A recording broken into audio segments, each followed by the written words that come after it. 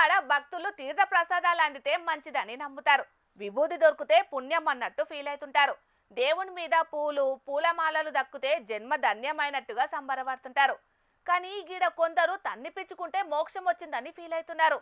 మరి అది ఏనో ఏం కథనో పురాగ వాళ్ళని ఆడుచుకుందాం పాండ్రి.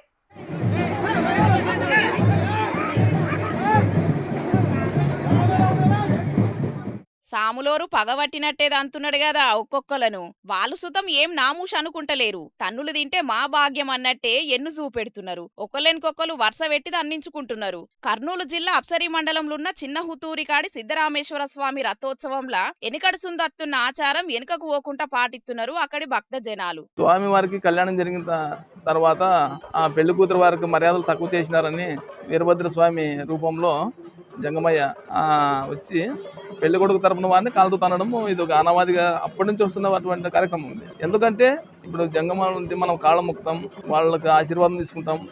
అలాంటిది వాళ్ళ కాలు తగిలితే భక్తులకి మంచిదని చెప్పి ఇది జరుగుతుంది అనాదికలంగా. యోగి సిద్ధరామేశ్వర స్వామి శివభక్తుడట.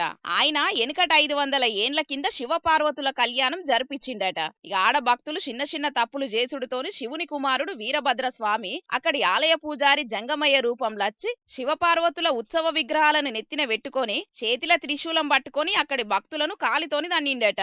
ఇక అప్పుడు భక్తులకు మోక్షం వచ్చిందట. ఇక అప్పటి సుంది ఈ ఆచారాన్ని బంధు పెట్టకుండా పాటిస్తున్నారట. ఈ తన్నులాట ఒడిచినాక సంబురంలో పేయి నిండా రంగులు పూసుకుంటారట, ఓలి ఆడుకుంటారట.